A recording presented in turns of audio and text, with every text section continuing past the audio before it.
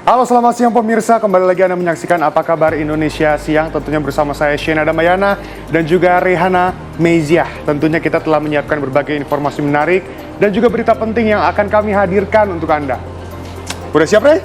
Aduh, sebenarnya nggak siap dong. Kenapa? Soalnya aku tuh lagi sedih sebenarnya, Shen. Kenapa sedih lagi? Jadi itu ada kasus TPPO. Nah, TPPO-nya ini adalah kepada anak kecil. Terus anak-anak kecil itu dijual ke anak dalam, suku anak dalam yang ada di Jambi. Sedih banget kan? Aduh, ngeri banget. Kamu hati-hati dijual loh. Tapi kalau sama om kayak mau sih. Tapi Rey, ini aku juga selain ketakutan tentang itu ya, apa yang kamu paling takutin dari hujan? Sebenarnya cuma satu sih.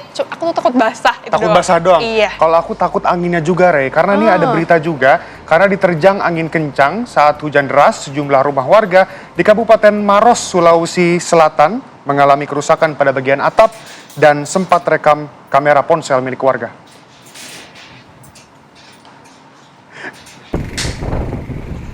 Beginilah pemirsa detik-detik saat angin kencang menerbangkan sebuah kanopi rumah warga hingga terlepas dan tersangkut di rumah warga lainnya di desa Tenrianggake, Kecamatan Mandai, Kabupaten Maros, Sulawesi Selatan. Penghuni rumah yang sempat merekam kejadian tersebut terlihat panik dan ketakutan. Meski hanya berlangsung selama beberapa menit, angin kencang ini menyebabkan kerusakan pada sejumlah kanopi rumah warga lainnya. Setelah hujan deras mereda, warga bersama-sama memperbaiki kanopi dan atap rumah yang rusak. Dari data BPBD, 10 rumah warga terdampak kerusakan ini tersebar di 2 kecamatan, yaitu Kecamatan Mandai dan Kecamatan Bantimurung, Kabupaten Maros. Sementara bantuan darurat akan segera disalurkan setelah proses pendataan selesai.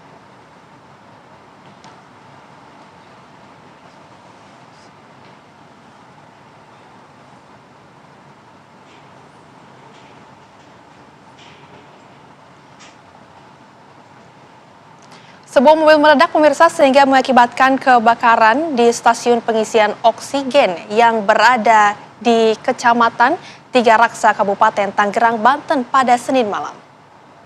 Weh, jauh katanya nggak jauh. Wah, nggak jauh. Jangan dekat-dekat, woi. Gas lo itu. 3 unit mobil pemadam kebakaran diterjunkan untuk memadamkan api yang juga membakar 1 unit mobil.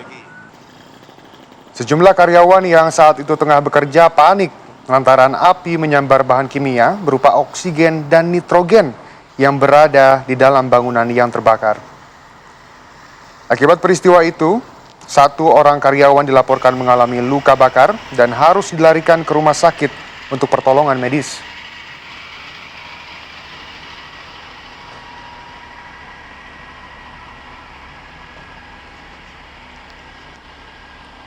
Dari polsek.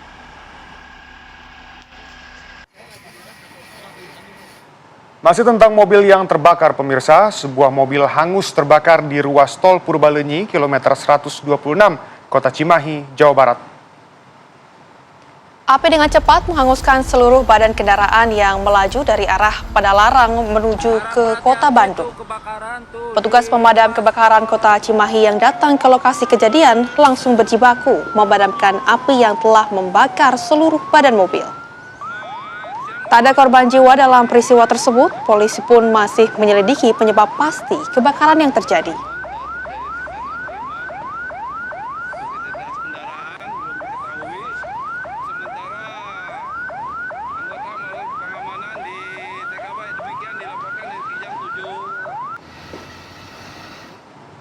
Minimnya sumber air di lokasi kebakaran pemirsa membuat petugas pemadam kebakaran harus berjuang ekstra, terpaksa menggunakan dahan pohon untuk memadamkan api yang melahap 2,8 hektar lahan di Desa Paharangan.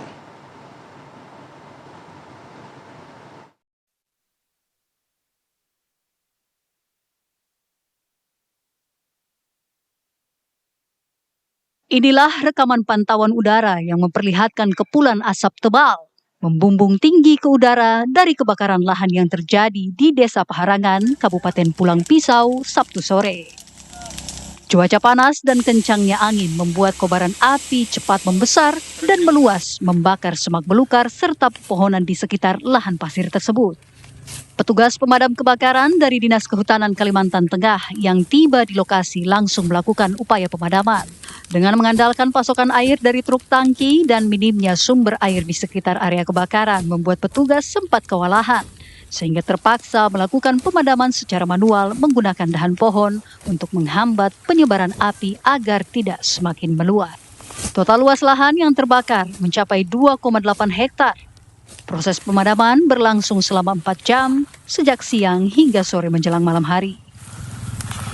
Untuk kondisi kebakaran sangat luas dan juga kendala sumber air sangat minim, Bang. Dan ini tadi rekanan masuk ke dalam dari jalan raya itu kurang lebih 200 meteran. Iya, Bang. Untuk pemadaman mulai dari jam 2 sampai menjelang malam karena rekanan terkendala sumber air, akses jalan dan juga minimnya penerangan di lokasi gitu, Bang. Petugas menduga kuat kebakaran ini disengaja oleh oknum tidak bertanggung jawab untuk kepentingan pribadi seperti pembukaan lahan, perkebunan, dan kegiatan lainnya.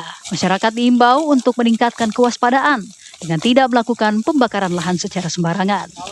Dari Kabupaten Pulang Pisau, Kalimantan Tengah, Didi Syahwani, TV One mengabarkan.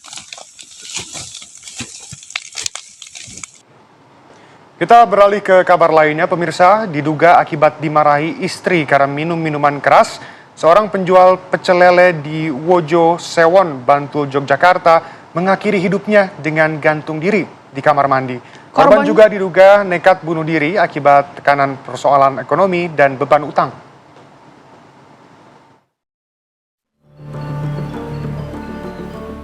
Warga Wojo Sewon, Bantul, Yogyakarta digemparkan dengan ditemukannya Dede Sumantri, 35 tahun, seorang penjual pecel lele dalam keadaan meninggal dunia di dalam kamar mandi. Korban pertama kali ditemukan oleh Rohimah, istri korban, yang curiga kamar mandi dalam kondisi terkunci dan tidak ada aktivitas. Berdasarkan keterangan dari istri korban, sebelum nekat mengakhiri hidupnya, Dede sempat cekcok dengan sang istri. Percekcokan suami istri terjadi karena setelah berjualan pecel lele, sang suami tidak pulang, tetapi minum minuman keras hingga pukul 3 pagi. Korban juga diketahui sering mengeluhkan kesulitan ekonomi dan memiliki tanggungan utang. Menurut keterangan dari ibu, memang subuh itu sempat terjadi cekcok karena ibu berkeinginan bahwasanya ibu itu menemukan 2 botol di warung. Dari situ ibu itu mengatakan bahwasanya bapak itu jangan minum Minuman keras ya. Jenazah korban selanjutnya dibawa ke Tasikmalaya untuk dimakamkan. Dari Bantul, Yogyakarta, Santosa Suparpan, TV One mengabarkan.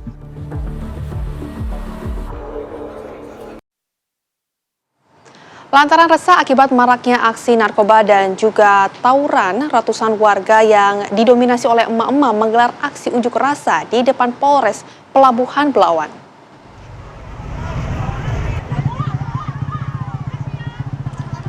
Akibat aksi unjuk rasa ini terjadi kemacetan panjang hingga 5 km lantaran warga memblokir jalan menuju terminal peti kemas.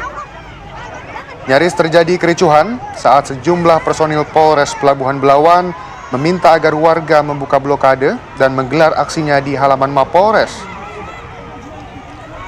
Menurut warga, akibat tawuran yang telah berlangsung cukup lama ini, sudah sebanyak 5 nyawa yang melayang. Banyak harta milik warga yang dijarah dan dirusak oleh pelaku tawuran.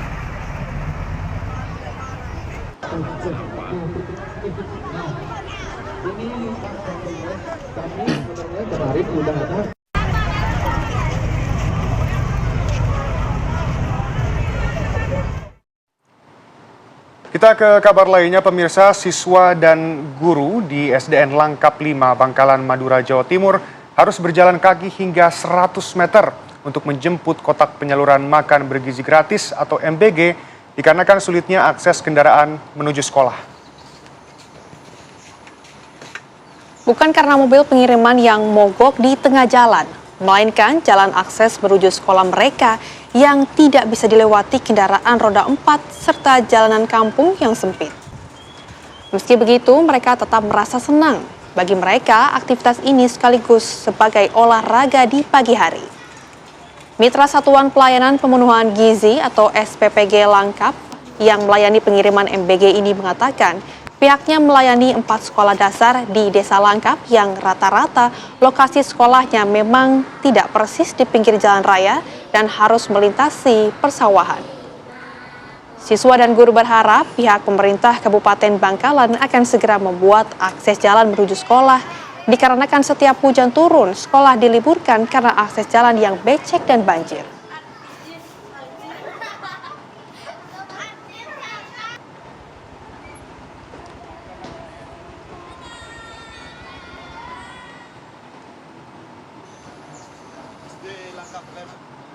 Tiga pelajar terduga pelaku penyiraman air keras terhadap pelajar lain di kawasan Cempaka Putih, Jakarta Pusat ditangkap petugas Satuan Perlindungan Perempuan dan Anak Sat PPO Polres Metro Jakarta Pusat.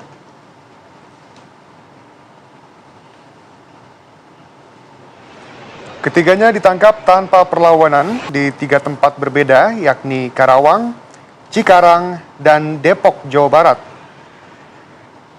Para pelaku memiliki peran berbeda. D berperan selaku pemilik motor sekaligus pemilik cairan jenis asam klorida yang diambil dari sekolahnya untuk kebutuhan praktik.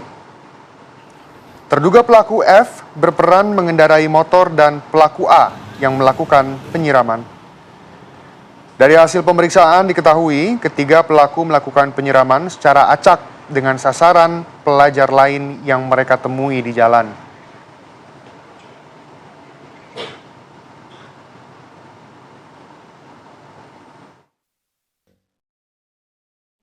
Jadi dari ketiga pelaku ini, 2 orang masih di bawah 18 tahun, di bawah umur, 1 orangnya sudah 18 tahun. Jadi berawal dari yang bernama D, itu pemilik motor juga pemilik dari cairan tersebut ya, karena dia mengambil dari sekolahnya. Kemudian yang membawa motor namanya F, kemudian yang menyiram itu namanya A. Nah, ini juga sudah lebih dari 18 tahun, kemungkinan kita tidak atau sudah kita hitung dewasa. Informasinya sih ini baru pertama kali. Adalah random ya. Jadi ketiga pemuda ini melihat pemuda lain yang menggunakan seragam alma mater sekolah lain, kemudian langsung ingin menyiram saja gitu. Kita ke Jawa Timur, pemirsa. Seorang guru madrasah ibtidaiyah di Kabupaten Sampang, Jawa Timur menjadi korban penganiayaan yang dilakukan oleh orang tua murid bersama seorang kerabatnya. Kedua pelaku kini telah ditangkap dan diamankan di Mapolres Sampang.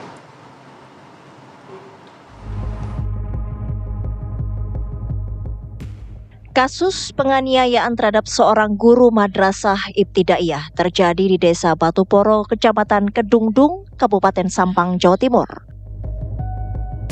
Pelaku seorang wali murid berinisial S bersama keponakannya berinisial H diduga melakukan pemukulan terhadap korban AR yang juga merupakan guru bantu di salah satu pondok pesantren. Akibat kejadian tersebut, korban mengalami luka lebam di sejumlah bagian tubuh. Korban kemudian melapor ke pihak kepolisian. Petugas yang menerima laporan melakukan penyelidikan dan visum terhadap korban. Setelah laporan dinyatakan lengkap, polisi menangkap kedua pelaku di wilayah Desa Batuporo Barat, Kabupaten Sampang.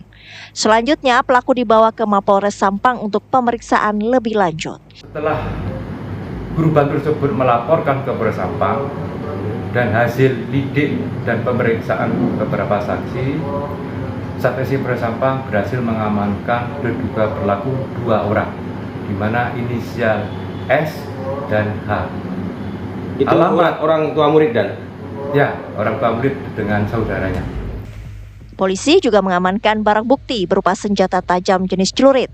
Atas perbuatannya, kedua pelaku terancam dijerat pasal 261 ayat 1 KUHP tentang kekerasan bersama-sama di muka umum dengan ancaman hukuman maksimal 7 tahun penjara. Dari Kabupaten Sampang, Jawa Timur, Dimas Farik, TV One mengabarkan. Petani pemirsa di Sleman, Yogyakarta ini tersambar oleh petir saat berteduh di gubuk sawah. 2 orang meninggal dunia dan 1 selamat.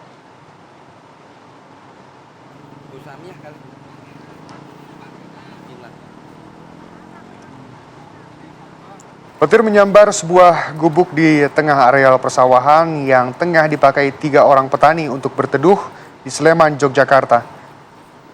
2 orang petani berinisial WK 63 tahun, dan SM, 64 tahun, meninggal dunia.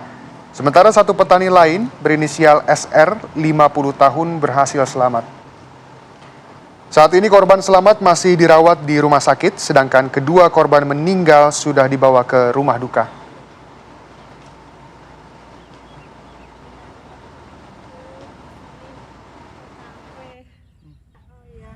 Tadi berhenti pas leren teriki nggih Pak nggih.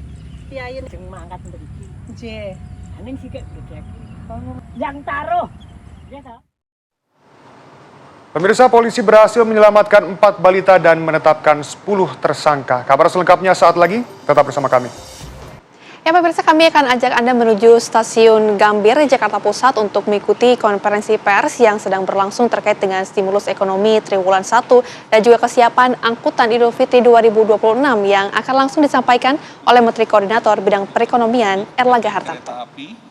Itu untuk perjalanan periode tanggal 14 sampai dengan 29 Maret 2026 diberikan diskon tarif sebesar 30%. Sekali lagi 30% dari harga tiket, targetnya 1,2 juta penumpang. Kemudian angkutan laut PT Pelni untuk periode 11 Maret sampai dengan 5 April diskon tarif sebesar 30% dari tarif dasar dan targetnya 445.000 penumpang. Demikian pula angkutan penyeberangan ASDP tanggal 12 sampai 31 Maret diskon tarif 100% dari jasa ke pelabuhan. Target jadi 100%-nya dari jasa ke pelabuhan. Kemudian targetnya adalah 945.000 unit kendaraan dan 2,4 juta penumpang. Angkutan udara untuk periode 14 sampai 29 Maret 2026 dengan diskon tarif antara 17-18% untuk kelas ekonomi dan perjalanan dalam negeri, targetnya 3,3 juta penumpang. Kemudian pada waktu untuk mengoptimalkan mobilitas masyarakat dan memudahkan masyarakat merencanakan perjalanan selama libur Hari Besar Keagamaan Idul Fitri, diberikan fleksibilitas dalam penetapan hari kerja khusus untuk ASN dan juga untuk pekerja swasta. Pemerintah menerapkan skema kerja work from anywhere, bukan libur ya. Ini clear work from anywhere atau flexible working arrangement.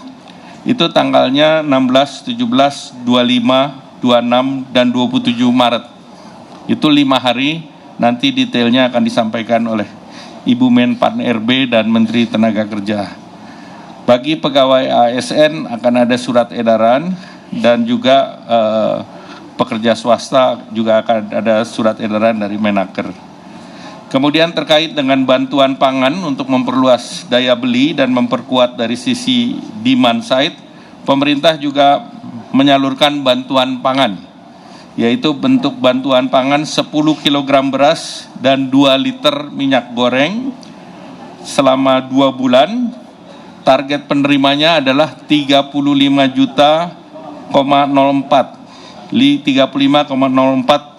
keluarga penerima manfaat, yaitu masyarakat yang berasal dari desil 1 sampai dengan desil 4. Estimasi kebutuhan anggaran sebesar 11,92 triliun dan ini akan mulai disalurkan di bulan Ramadan atau Februari nanti.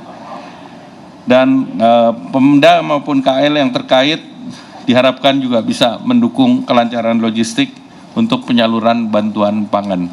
Selanjutnya kami persilakan Pak Menteri Sosial. Terima kasih Pak Menko, para Menteri, Pak Mensesnek, Pak Seskap. Izinkan kami menyampaikan beberapa informasi. Yang pertama, terkait stimulus ekonomi triwulan pertama, ada penyaluran bantuan sosial yang melalui Kementerian Sosial. Tentu ada bantuan-bantuan dari Presiden lewat kementerian yang lain, tetapi ini adalah bantuan sosial yang melalui Kementerian Sosial. Ada 2 jenis bansos. Yang pertama adalah bansos reguler yaitu bansos, bantuan sembako dan program keluarga harapan yang menyasar 18 juta keluarga penerima manfaat dengan anggaran sebesar 17,5 triliun. Kemudian yang kedua adalah bansos adaptif. Yang pertama ini bansos adaptif untuk bansos kebencanaan, termasuk untuk Sumatera, dan juga untuk bencana di beberapa tempat lain dengan nilai lebih daripada 2,3 triliun. Lalu yang berikutnya dalam anggaran kami juga untuk bansos yang sifatnya atensi atau asistensi rehabilitasi sosial. Secara keseluruhan nilainya adalah 20 triliun. Sampai hari ini sudah kita salurkan lebih dari 17 triliun. Sisanya akan menyusul untuk bulan Januari, Februari, dan Maret. Artinya ini insya Allah sampai Lebaran, dan kami akan salurkan pada triwulan kedua nanti di bulan April, Mei, dan Juni. Bapak Ibu sekalian, perlu saya sampaikan, penerima manfaat itu sifatnya dinamis karena kita berpedoman kepada data tunggal yang telah dimutakhirkan secara berkelanjutan oleh BPS. Maka itu penerima manfaat bisa jadi di triwulan pertama dapat, di triwulan kedua dapat, mungkin di triwulan kita tidak dapat. Atau sebaliknya, ada yang belum pernah mendapatkan, nah sekarang kemudian mendapatkan bantuan sosial. Dan ini memerlukan proses, mulai dari membuka rekening maupun nanti kita salurkan lewat PT Pos Indonesia. Saya kira itu tambahan dari kami, Bapak Ibu sekalian. Kami atas arahan Presiden membuka partisipasi masyarakat seluas-luasnya untuk ikut memutakhirkan data.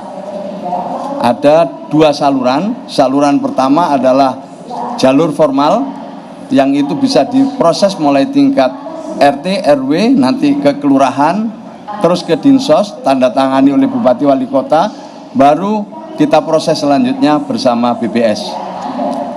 Sementara itu kita membuka jalur partisipasi seluas-luasnya untuk masyarakat. Jadi kami mengundang masyarakat untuk ikut memberikan usul maupun sanggah terhadap data-data penerima bansos. Pertama lewat comment center kami yang beroperasi selama 24 jam 021 171. Yang kedua ada WA center kami. Nanti nomornya akan kita susulkan. Dan yang ketiga ada aplikasi cek bansos, di mana semua masyarakat. Kita ajak Anda pemirsa untuk melihat kabar lainnya di Apa Kabar Indonesia Siang, di mana pelaku tindak pidana perdagangan orang terhadap anak yang terjadi di kawasan Taman Sari, Jakarta Barat akhirnya terbongkar. Dan dalam pengungkapan tersebut, polisi ini diketahui berhasil untuk menyelamatkan 4 balita dan menetapkan 10 tersangka.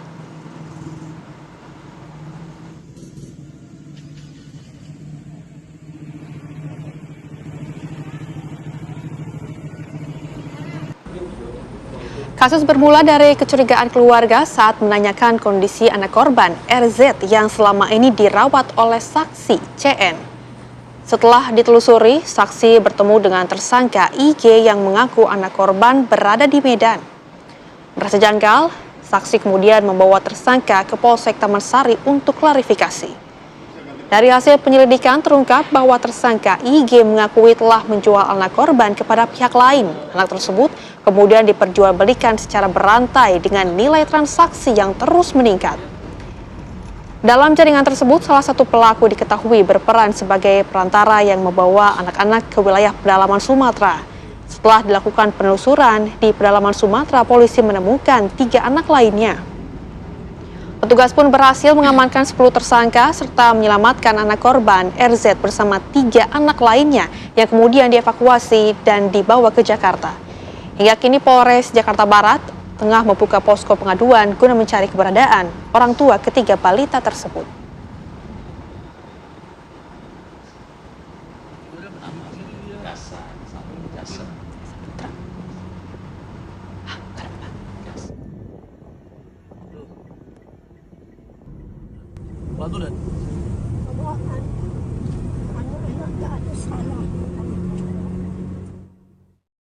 Dan pemirsa, kami akan mendalami mengenai kasus TPPO yang menyangkut kepada anak-anak yang diperjualbelikan ke anak pedalaman yang berada di Jambi. Sudah bersama dengan kami di studio ada Pak Jasa dari Wakil Ketua KPAI, kemudian juga dari Sambungan Zoom. Pemirsa, kami juga terhubung dengan Kasat Reskrim Polres Jakarta Barat, Arkan Zulkan Sipayung. Kami akan ke Pak Arkan terlebih dahulu. Pak Arkan, ini bisa dijelaskan sebetulnya bagaimana kronologi dari kasus ini, Pak?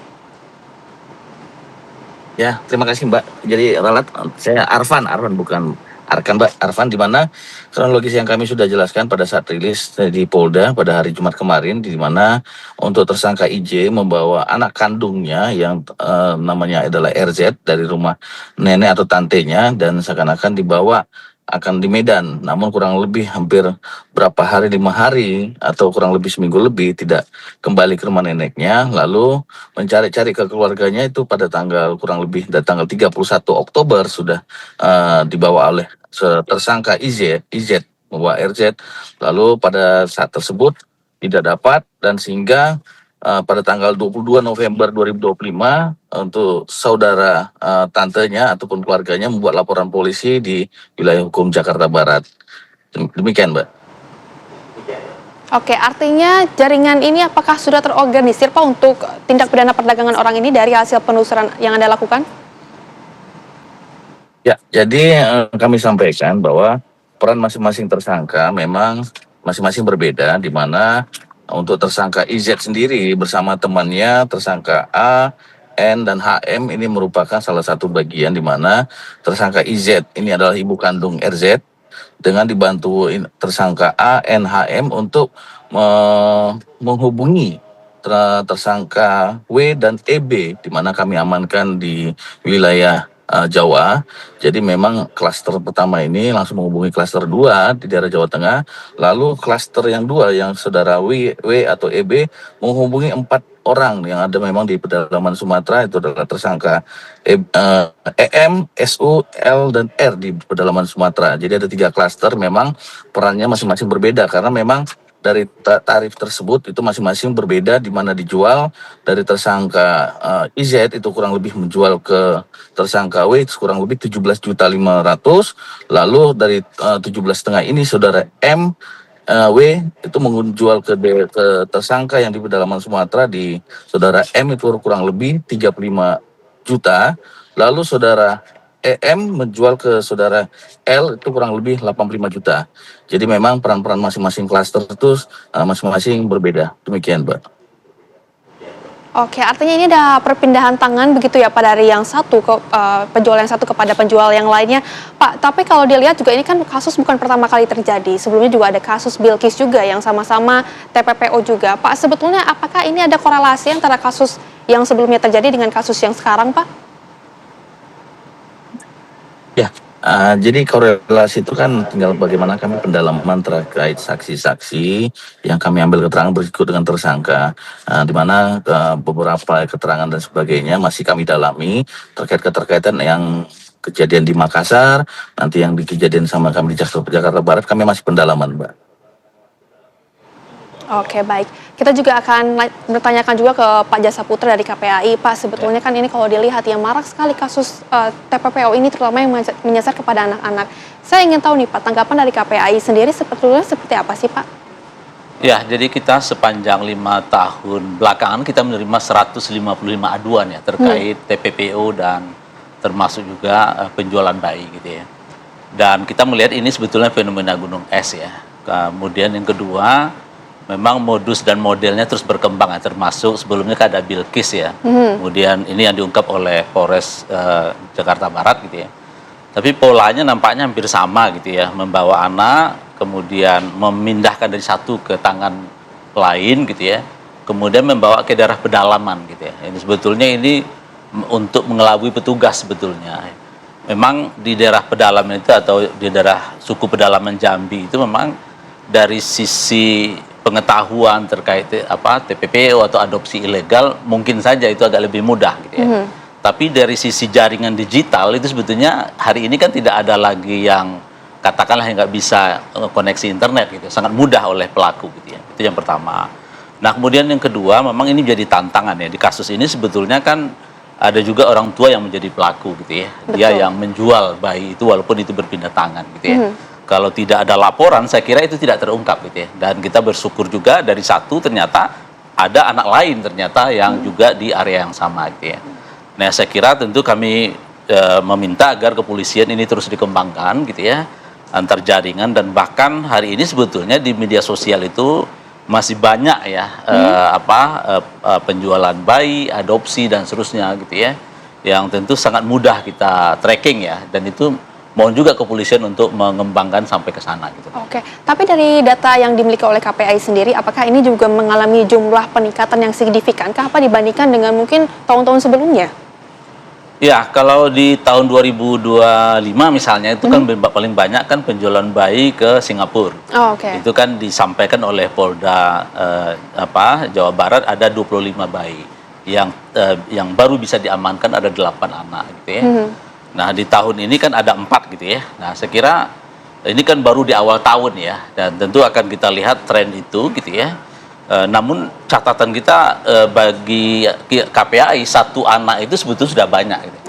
Apalagi ini diungkapkan oleh kepolisian ada 4 ya, dan kami tentu ingin mengetahui juga gitu ya, 3 anak lagi ini anak siapa gitu ya. Dan tentu harus dilacak data kependudukannya.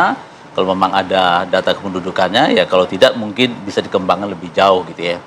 Jadi ini baru terungkap sebagian, dan tentu kami sudah sering ya berkoordinasi dengan kepolisian agar tindak pidana perdagangan orang ini kan salah satu perhatian presiden juga ya, salah satu cita beliau gitu ya, agar kejahatan kemanusiaan ini kan bisa kita cegah dari awal. Oke, artinya ini sudah fenomenanya seperti gunung es, kita juga tentunya akan dalami lagi, dan ini juga ada pertanyaan yang menarik karena nampaknya ini dari sosial media juga perlu adanya perlindungan dan juga pemantauan lebih lanjut. Kita nanti akan tanyakan kepada Kasat Reskrim Polres Metro Jakarta Barat. Tapi kami harus jeda dulu pemirsa, usai jeda Apa Kabar Indonesia Siang akan kembali menemani Anda sesaat lagi. Kembali bersama kami pemirsa di Apa Kabar Indonesia Siang. Seperti yang sudah disebutkan tadi, kita akan lebih mendalami lagi mengenai kasus dari tindak pidana perdagangan orang ini. Tadi juga Pak Jasa sudah menyebutkan jika perlu adanya sosial media ini juga dilakukan lagi pendalaman lagi bagaimana sebetulnya hal-hal tersebut ini bisa untuk tidak dilakukan. Kita juga akan bertanya nih kepada Kasat Reskrim, Pak, ini sebetulnya seperti apa sih indikasi penggunaan sosial media atau pelantara dalam penjualan anak ini, Pak? Jadi memang kita di mana kepolisian kan setiap saat melakukan patrol cyber, bukan hanya terkait dengan perdagangan anak, antisipasi kejahatan lain misalnya tawuran, terkait dengan iklan curanmor dan sebagainya. Kami sangat aktif untuk melakukan patrol cyber. Memang di sini ada subunit cyber ataupun unit cyber, di mana memang kita selalu menghimbau dan masyarakat terkait dengan khususnya perdagangan anak agar selalu dalam hal kita himbauan bagaimana itu pidana. Kejadian yang kami tangani sekarang, yang ibu kandungnya tersebut, yang dimana dari temannya sendiri berhubungan ke temannya yang kami amankan di wilayah Jawa Tengah, yang terkait dengan ada temannya inisial AN atau HM itu berhubungan dengan W. Memang bukan secara media sosial, tapi kami memang pada saat itu mereka hanya pertemanan yang memang dari teman ke teman, dari mulut ke mulut. Tapi memang dari informasi memang ada sebagian dari kami dari media sosial sendiri, kami belum terkait menemukan dengan peristiwa yang sekarang ini, karena memang ada perkenalan antara mereka saja begitu, Mbak.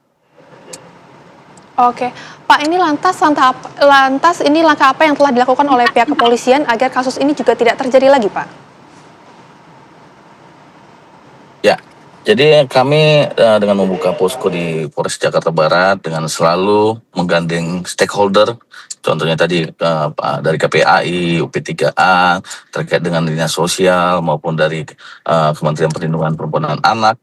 Dan memang langkah-langkah kami di mana berdasarkan LP yang 1, Saudara RZ, kami menyelamatkan 3 lain anak, dan kami berkoordinasi dengan dinas sosial. Alhamdulillah bahwa 4 anak yang kami selamatkan dari pedalaman Sumatera sudah tumbuh kembang baik, sudah sehat, pintar, dan bisa bergaul dan bermain ke anak-anak yang memang sekarang masih ada dinas sosial. Dengan kami setiap hari memantau dengan ada Sat PPA ataupun dengan koordinasi kami selalu memantau bagaimana kesehatan dan selalu diperiksa kesehatan.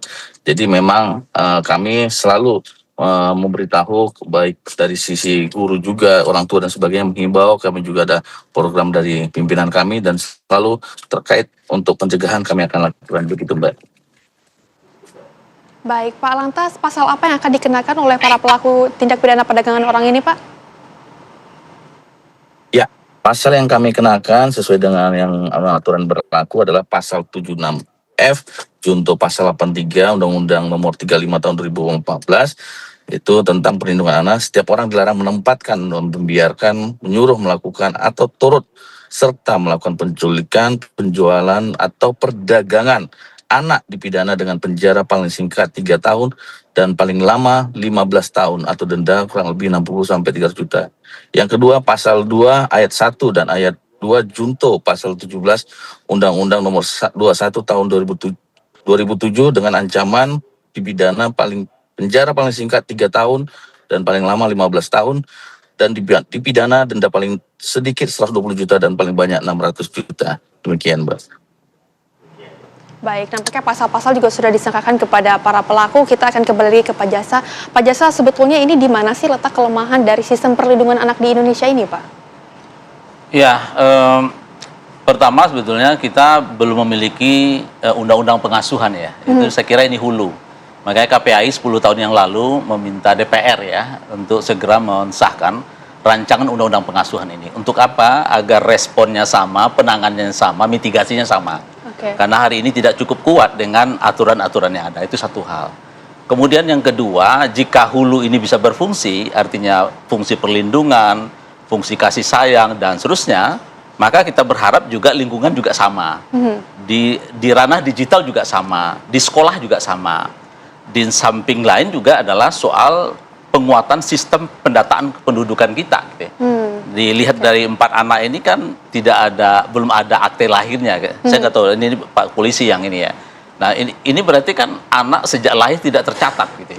Nah ini juga kerentanan oleh pelaku untuk memalsukan, mempindah tangankan dan seterusnya. Gitu. Nah kemudian yang selanjutnya adalah bagaimana tadi ya terutama di daerah suku pedalaman atau daerah Jambi atau daerah-daerah yang sangat yang katakanlah belum dari sisi pengetahuan terkait undang pelindungan anak terbatas, kemudian soal bagaimana cara adopsi legal juga terbatas gitu ya. Ini tentu perlu dijemput bola. Jadi pemerintah perlu mengedukasi gitu ya. Ini adalah tindakan ilegal, kalau mau mengadopsi ada prosedur dan tata caranya. Nah, ini yang saya kira harus dikuatkan sehingga hulu diintervensi tapi hilir juga dilakukan upaya-upaya bagaimana misalnya anak yang 4 ini kan berada di lembaga atau rumah aman ya. Itu juga dipastikan bagaimana pendampingannya, akte lahirnya gitu ya. Dan termasuk juga nanti karena tentu akan dicari ya keluarganya, penggantinya siapa gitu ya. Nah, oleh sebab itu saya kira sistem ini harus diperkuat gitu ya. Dan celah-celah ini bagi penjahat anak itu kan terus dilihat. Misalnya kerentanan keluarga yang pengasuhan yang terbatas, kemudian termasuk juga perhatian lingkungan yang terbatas, dan memang secara umum adalah persoalan ekonomi gitu ya. Tentu kita tidak mengeneralisir juga gitu ya. Ada juga keluarga-keluarga yang miskin karena dia memiliki pengetahuan dan kapasitas pengasuhan yang kuat, maka dia bisa juga mengasuh anak secara baik gitu. Oke, artinya ada banyak sekali yang melatar belakangi hal tersebut ya Pak. Pak Jasa, ini mungkin sedikit juga himbauan kepada masyarakat agar kasus serupa ini tidak kembali lagi terjadi di Indonesia. Ya, pertama tentu kami menghimbau masyarakat yang ingin mengadopsi anak itu kan ada tata cara dan prosedurnya. Misalnya mendatangi Dinsos gitu ya, kemudian ada tahapan-tahapan yang diatur di peraturan pemerintah itu satu hal. Nah kemudian kedua, tentu kami berharap kepada keluarga-keluarga rentan karena penjahat anak ini kan melihat kerentanan itu. Misalnya situasi anak yang lahir dan tidak diinginkan ini juga di tracing oleh penjahat itu gitu ya, dengan cara memberikan bantuan dan seterusnya. Kita berharap lingkungan terdekat dari keluarga atau anak ini peduli gitu ya, karena tentu banyak cara ya untuk bisa katakanlah ketika keluarga inti tidak mampu mengasuh, maka ada keluarga derajat ketiga. Ketika keluarga derajat ketiga seperti kakek dan nenek ini tidak tersedia atau kapasitas pengasuhannya terbatas, ada namanya foster care, ada keluarga pengganti. Nah, keluarga pengganti itu dinas sosial, pemerintah daerah punya data. Nah, ketika ini tidak ada, baru masuk anak ke lembaga atau ke panti asuhan. Jadi continuum care ini Saya kira ini tentu harus dipahami oleh masyarakat gitu ya. Dan tentu pemerintah harus mensosialisasikan terus-menerus ya melalui media sosial, melibatkan teman anak-anak muda gitu ya, agar upaya-upaya pencegahan keberulangan ini ya, kasus-kasus yang saya kira di awal tahun ini kan ini sangat luar biasa ya. Kita sudah mendapatkan misalnya data terkait 4 anak yang mengalami TPPO gitu. Baik, Pak Jasa, terima kasih banyak sudah bergabung bersama dengan kami di Apa Kabar Indonesia Siang, dan juga Pak Kasat Reskrim yang sudah bergabung bersama dengan kami dari sambungan Zoom. Tentu kami juga harapkan kasus ini tidak terjadi lagi.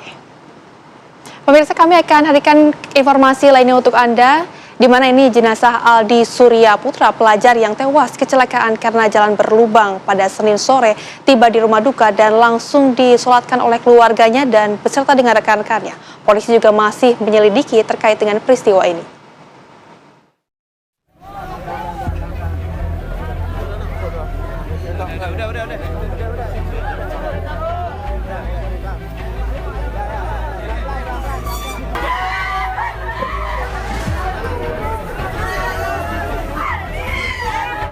Jerit pilu keluarga terdengar jelas saat jenazah Aldi Surya Putra, pelajar kelas 11 SMKN 34 Jakarta, tiba di rumah duka di kawasan Manggarai Utara, Tebet, Jakarta Selatan.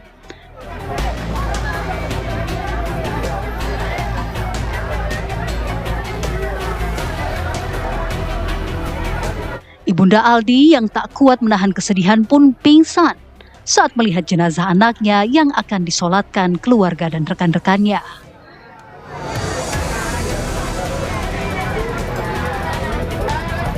Usai disolatkan, jenazah Aldi pun langsung dibawa ke TPU Menteng Pulo, Setiabudi, Jakarta Selatan untuk dimakamkan. Emang orangnya nggak banyak cincong, Pak, orang diam. Saya tahu dia kalau liburan tempat saya kayak anak saya sendiri. Dia liburan tempat saya punya cucu main sama anak saya. Mau sebulan, kata sebulan setengah, kemarin liburan tempat saya. Kasus kecelakaan yang menimpa pelajar ini akan diselidiki kepolisian untuk mencari apakah ada faktor pidana atau tidak.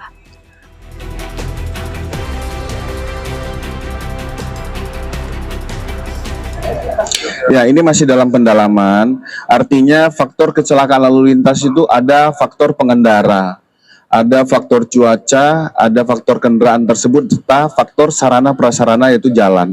Nah, ini masih dalam pendalaman karena ini kejadian tadi pagi. Nanti apabila ada update dari penyelidikan dan penyidikan akan kami sampaikan pada rekan-rekan sekalian.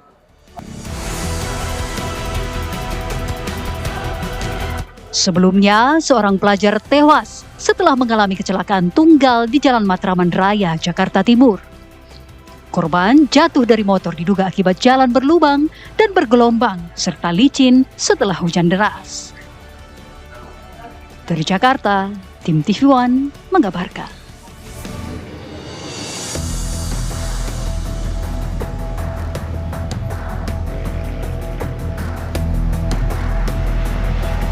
Sementara itu, pemirsa, Gubernur Jakarta Pramono Anung mengatakan jika seluruh jalan berlubang yang ada di Jakarta akan segera ditutup meski curah hujan yang masih cukup tinggi.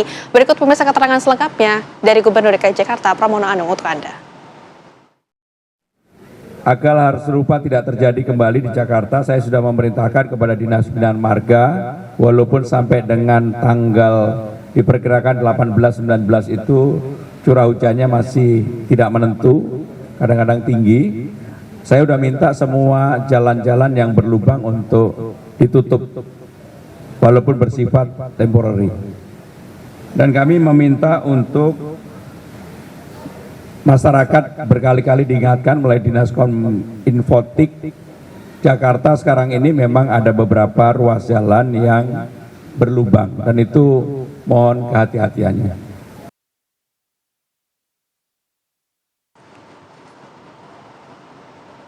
Pemirsa, Anda kembali di Apa Kabar Indonesia Siang. 2 peserta rombongan aktivitas goes subuh diduga menabrak sebuah gerobak pedagang kaki lima yang berada di pinggir jalan.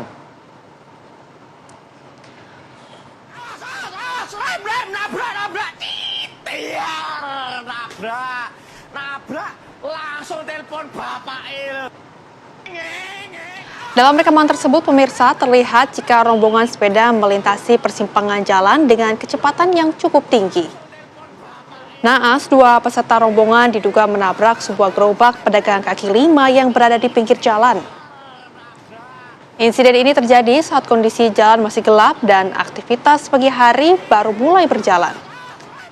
Beruntung tak ada korban jiwa dalam kejadian tersebut dan para peserta yang terlibat juga ini dilaporkan tidak mengalami luka yang serius. Ini juga bisa menjadi perhatian ya, kalau gue jangan terlalu cepet-cepet, ya nggak sih, Shen? Tapi kadang juga kalau gue sini kan ngejar pace-nya nih, ngejar ngebut-ngebutnya, balapan sama temennya masalahnya. Tapi tetap hati-hati ya, Betul. Segala hobi itu boleh dilakukan, yang baik, yang positif, yang penting tetap hati-hati. Karena ini tikungan tajam, ingat juga sepeda-sepeda balap kayak gitu kan nggak bisa Langsung rem, ya? terlalu tajam juga. Betul sekali. Kita hadirkan juga nih nanti ya informasi lainnya untuk Anda nih pemirsa, di mana ada seekor biawak yang terjepit di antara roda pengendara sepeda motor.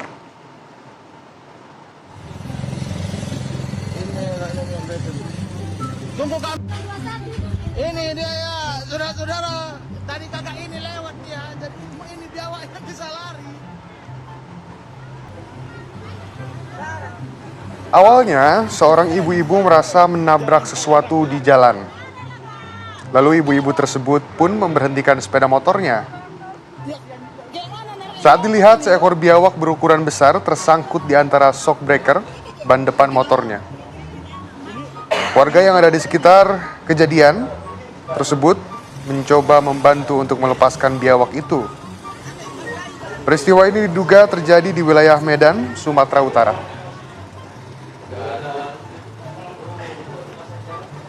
Waduh, ya ampun. Nah ini ibu-ibu ya, terkhusus Iya. ibu-ibu, Bu, kalau misalkan ngerasa nabrak, Langsung berhenti, langsung dilihat gitu hati-hati harusnya. gitu, Bu, apalagi itu biawak ya, untung aja biawak tuh yang ketabrak ya, Nah, bukan kan? yang lain kan.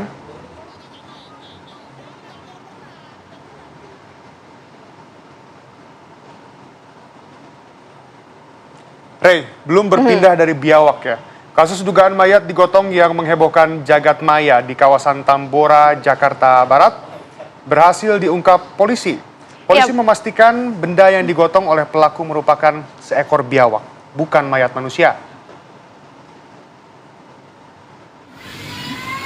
Ya pemirsa, dari hasil penyelidikan polisi juga memastikan jika benda yang dibawa oleh pelaku ini merupakan binatang jenis biawak dan bukan mayat manusia. Berdasarkan hasil pemeriksaan CCTV, polisi menemukan pelaku di Jalan Kerendang, Tambora, di mana unit Reskrim Polsek Tambora berhasil mengungkap kasus dugaan mayat yang digotong pemirsa dan juga viral di media sosial. Setelah diperiksa, karung yang digotong pelaku adalah seekor biawak yang akan dijual. Namun karena gagal menjual biawak tersebut, pelaku pun akhirnya membungkus biawak menggunakan karung putih yang menyerupai mayat dan juga menggotongnya berjalan kaki.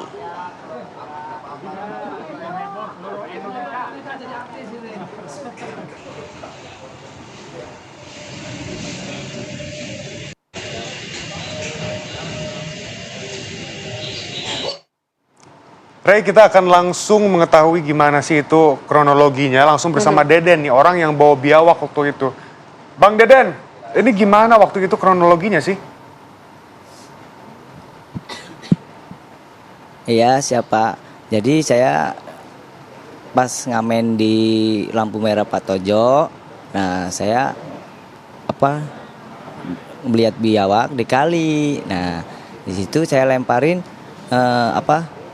naik ke darat. Nah, terus saya pegang lah, bawa ke Mangga Besar Lokasari lebih tepatnya. Saya mau dijual, ternyata terlalu gede, mungkin banyak stok di sananya, jadi nggak mau. Terus saya bawa pulang lagi. Nah gitu, dibungkus kardus, terus kardusnya rusak, saya ganti karung, nyari karung, nemu karung. Nah saya bungkus rapet nih, bungkus rapet. Terus saya pulang ke Kalianyar lewat Kerendang. Nah disitulah kena CCTV, disangka mayat. Emang bentuknya kayak mayat sih, saya ngeliat sendiri. Memang iya, ternyata ditunturin polisi. Di sini ke sini ke Kerendang ke Kalianyar, Tambora, ternyata biawak, diduganya mayat. Nah, gitu, Pak. Bang Deden, sebenarnya yang jadi masalah utama juga kan karena bungkusnya ini. Kenapa Bang Deden bungkus sama kardus kayak gitu kan ini jadi mencurigakan. Iya, wajar warga pada curiga. Itu ada juga cara saya yang salah, ada ya emang itu yang salah ada ya. Saya bungkusnya terlalu rapet, jadi orang curiga gitu loh. Kenapa? Maksud saya nggak negor langsung gitu loh. Kalau negor langsung kan enak, bisa saya jelasin gitu. Terus siapa tahu laku sekalian dibayarin di situ. Nah gitu. Jadi saya nggak perlu repot-repot bawa ke sini. Jadi nggak ada masalah kayak gini gitu loh. Jadi viral sejagat maya gitu loh. Itu, Pak. Oke, Pak, tapi ini juga kami ingin tahu nih, soalnya kan digotong di pinggir jalan gitu, sebetulnya warga-warga di sana ada curiga nggak sih awalnya, Pak?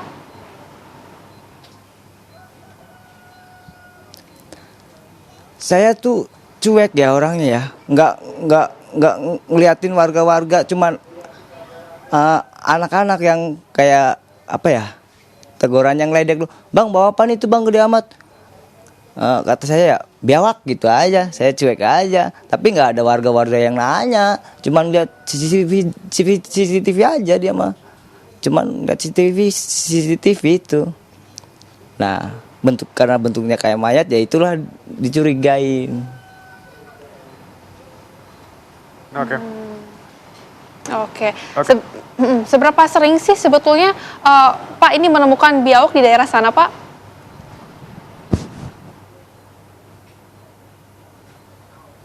Apa? Ya, gimana? Ya, seberapa sering sih sebetulnya menemukan biawak yang ada di daerah sana, Pak?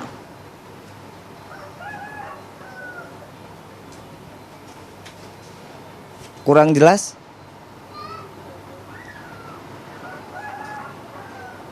Ya, baik Pak, ini kami juga ingin tahu sebetulnya seberapa sering menemukan biawak yang ada di daerah sana, Pak? Oh iya, itu udah ketiga kalinya. Nah ini yang paling gede. Pertama yang satu udah sedang dan udah kejual cepet laku. Nah dapat lagi sedang lagi kejual laku. Nah ini yang ketiga kali kegedean. Nah jadi orang susah mau ngargainya. Gitu. Oh, jadi ini udah kali ketiga nih. Jadi yang pertama berhasil, yang kedua berhasil, yang ketiga nih. Tapi dari Bang Dede sendiri sadar gak bahwa Bang Dede itu viral nih di media sosial?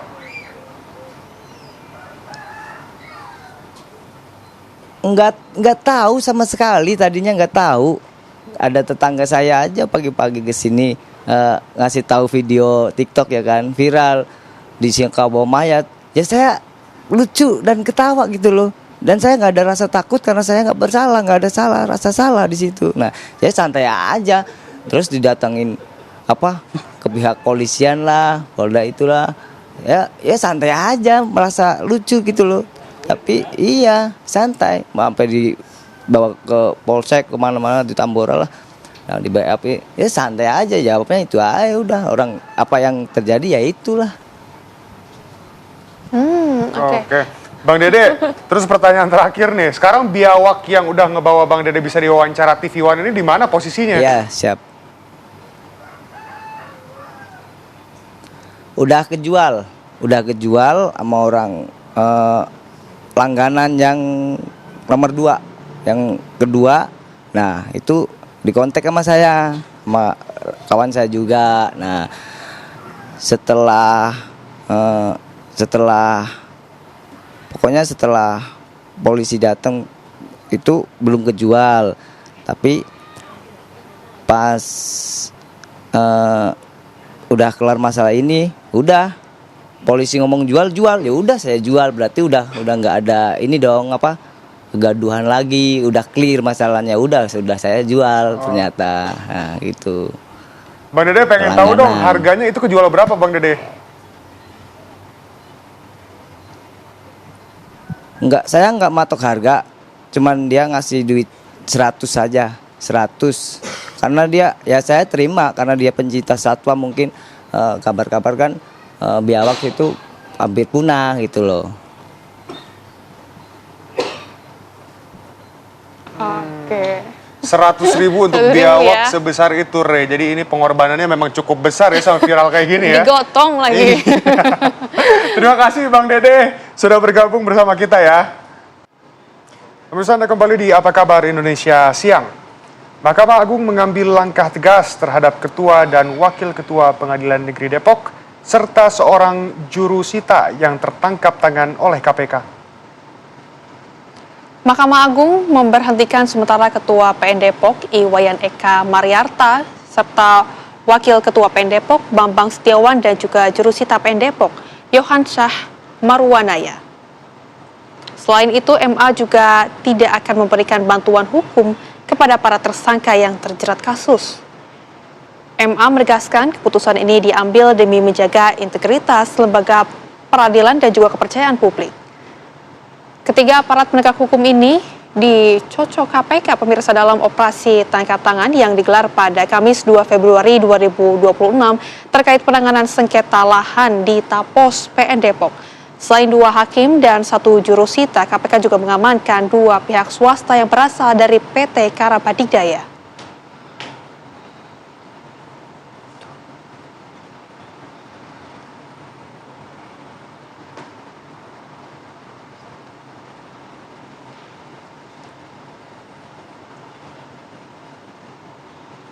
Usai melakukan sejumlah persidangan di Komisi Informasi Publik, pengamat kebijakan publik pemirsa, ya ini adalah Bonatua Silalahi akhirnya menerima salinan ijazah Jokowi tanpa sensor.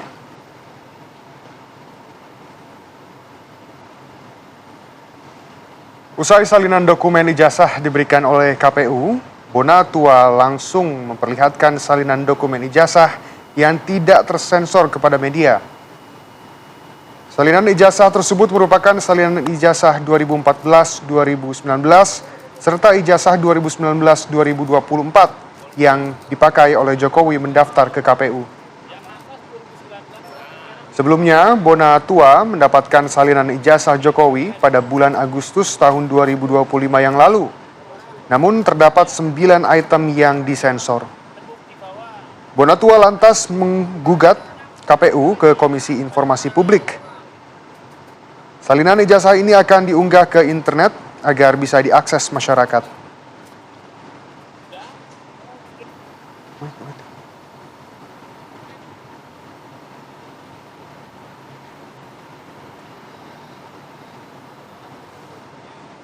Kita ke kabar lainnya pemirsa. Pasca banjir akibat tanggul sungai jebol di Ciamis, Jawa Barat, sekolah diliburkan karena ruang kelas yang tertutup lumpur tebal. Siswa, guru, dan juga dibantu dengan petugas gabungan dari BPBS Citandui, BPBD Tagana, dan juga Polres Ciamis membersihkan seluruh ruang kelas hingga halaman dari mulai material lumpur, kayu, bahkan sampah. Dari data BPBD Ciamis, 51 jiwa mengungsi lantaran rumahnya terendam banjir akibat banjir tanggul sungai Citalahap yang jebol. Luapan sungai di Citalahap juga merendam puluhan hektar lahan pertanian warga yang juga sudah siap untuk panen. Sementara kondisi tanggul sudah diperbaiki sehingga banjir tidak meluas.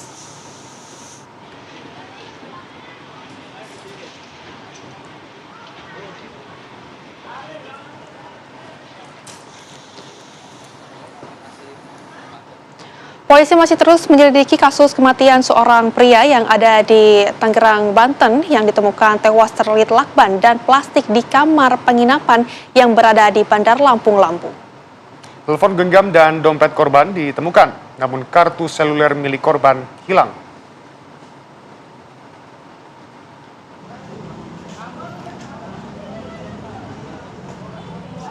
Garis polisi masih terpasang di kamar penginapan Trijo di Jalan Untung Suropati, Kelurahan Labuhan Ratu, Kedaton, Bandar Lampung, Lampung pada Senin siang.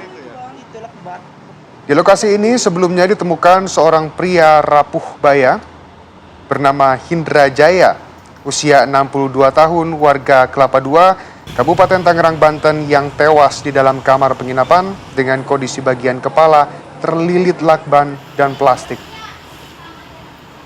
Satreskrim Polresta Bandar Lampung sudah melakukan pemeriksaan terhadap sejumlah saksi serta mengamankan sejumlah barang berharga milik korban seperti pakaian dan ponsel genggam serta sebuah dompet.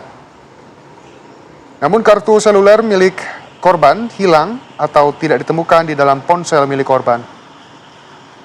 Polisi juga masih memburu seorang pria yang mengantar korban ke lokasi kamar penginapan.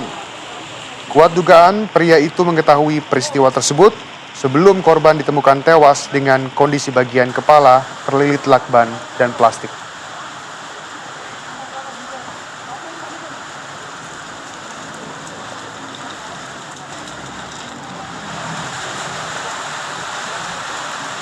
Kepalanya ditutup lakban.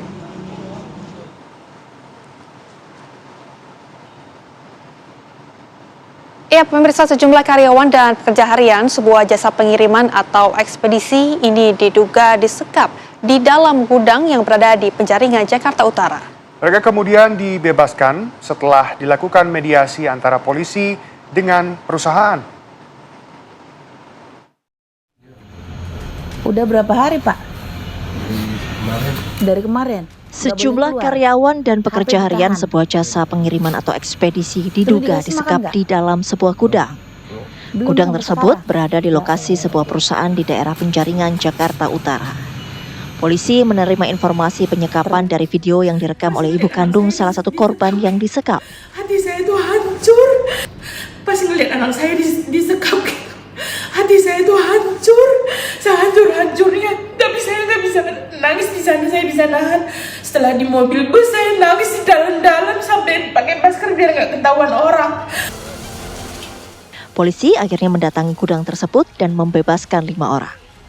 Sementara 1 orang lagi masih harus berurusan dengan pihak perusahaan karena bermasalah. Polisi melakukan mediasi dengan pihak perusahaan untuk menyelesaikan persoalan yang terjadi.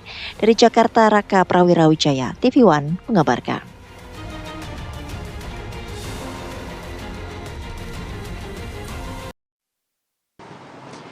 Pemirsa, jelang bulan suci Ramadan, sejumlah harga bahan pokok mulai mengalami kenaikan. Di sejumlah daerah, cabai rawit mengalami kenaikan harga yang cukup signifikan hingga menembus Rp100.000 per kilogram.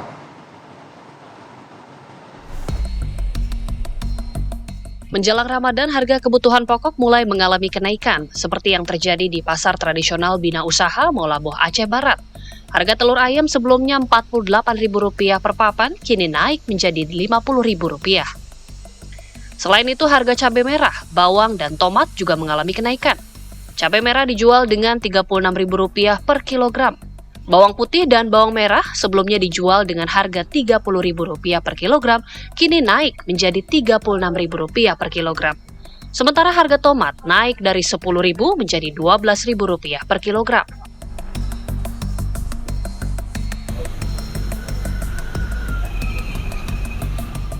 Sejumlah harga kebutuhan pokok di pasar tradisional di Kulon Progo terus mengalami kenaikan signifikan. Harga cabai rawit sebelumnya dijual dengan harga Rp70.000 per kilogram, kini dijual dengan harga Rp100.000 per kilogram. Harga bawang merah naik menjadi Rp40.000 per kilogram, yang sebelumnya dijual Rp35.000 per kilogram. Komoditas lain yang juga mengalami kenaikan cukup tajam adalah telur ayam. Jika sebelumnya harga telur berada di kisaran Rp28.000, kini telah mencapai Rp32.000 per kilogram. Sejumlah harga kebutuhan pokok di pasar tradisional Tambak Rejo, Surabaya, Jawa Timur mengalami kenaikan signifikan. Kenaikan harga terutama untuk seluruh komoditas dapur sudah terjadi sejak hampir sebulan ini. Komoditas yang paling mencolok kenaikannya adalah cabai rawit. Jika sebelumnya di kisaran Rp40.000 hingga Rp60.000 per kilogram, saat ini harga cabai rawit melonjak hingga Rp90.000, bahkan mencapai Rp100.000 per kilogram tergantung kualitasnya. Tidak hanya cabai, harga bawang merah juga mengalami kenaikan. Bawang merah kualitas biasa kini dijual seharga Rp40.000, sedangkan untuk kualitas super mencapai Rp55.000 per kilogram. Sementara bawang putih kualitas premium dijual kisaran Rp50.000 hingga Rp60.000 per kilogram. tim TV One mengabarkan.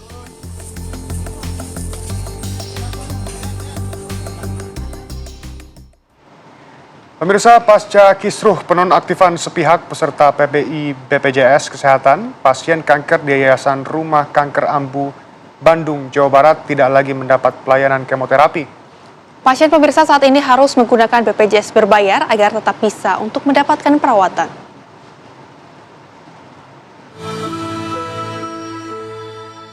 Setelah kegaduhan penonaktifan sepihak penerima bantuan iuran atau PBI BPJS Kesehatan, banyak pasien mengeluhkan tidak dapat berobat. Salah satunya adalah anak-anak pejuang kanker di Kota Bandung, Jawa Barat. Ada satu anak bernama Afzal, berusia 3 tahun yang hingga kini belum mendapatkan pelayanan kemoterapi akibat PBI BPJS-nya non-aktif. Kejadian bermula saat orang tua Afzal mendaftarkan anaknya untuk kemoterapi. Namun pihak rumah sakit menolak karena status PBI BPJS Afzal non-aktif. Warga asal Garut tersebut terpaksa menitipkan anaknya di rumah singgah Yayasan Rumah Kanker Ambu hanya untuk mengobati Afzal. Setelah mengetahui hal tersebut, orang tua Afzal langsung kembali ke Garut untuk mengurus BPJS Kesehatan kelas 3. Namun Afzal hingga saat ini belum menjalani pengobatan kanker ginjal karena baru menyelesaikan pendaftaran BPJS kelas 3. Menurut orang tua Afzal, dirinya sangat membutuhkan penerima bantuan iuran PBI BPJS Kesehatan untuk pengobatan anaknya. Dia tuh pas tanggal 3 tuh harusnya kontrol. Nah, pas mau daftar tuh, kata satpamnya kan nggak daftar online tuh di rumah sakit daftarnya. Pas daftar katanya bilangnya, ini Bu, katanya BPJS-nya nggak aktif katanya gitu. Terus saya tanya ke ke pendaftar yang ada di hematologi tuh, katanya Ibu coba cek ke bawah yang ini mobil JKN. Nah saya tuh ke bawah ngambil antrian, katanya bilang aja ke desa, soalnya itu mah urusan desa katanya. Bener nggak aktif? Iya, pas dilihat dari mobil JKN-nya, iya no aktif di akhir bulan. Artinya nggak ada pemberitahuan dulu dari pihak pemerintah atau rumah sakit, nggak ada. Menurut pemilik rumah singgah Yayasan Rumah Kanker Ambu, dari 31 anak penderita kanker, saat ini baru 1 anak yang terdeteksi non-aktif. Untuk saat ini ada baru 1 pasien. Kemarin pas dia mau ke rumah sakit, ternyata BPJS-nya nggak aktif. Akhirnya dia pulang dulu ke rumah, ke Garut. Nah, memang udah di-offin ya si BPJS-nya itu. Kebetulan dia punya BPJS yang mandiri. Yang dulu katanya dia pernah kerja di salah satu pabrik gitu ya. Nah itu yang cuman 1 yang di cover dia doang. Nggak tahu nih bagaimana ceritanya, nanti kita ngobrol sama yang bersangkutannya ya. Cuman yang anak-anak Ambu memang baru 1, karena yang baru ketahuan baru 1. Para orang tua anak berharap pemerintah tidak sepihak untuk menonaktifkan PBI BPJS Kesehatan karena masih sangat dibutuhkan oleh masyarakat yang kurang mampu. Dari Bandung, Jawa Barat, Asep Barbara, TV One mengabarkan.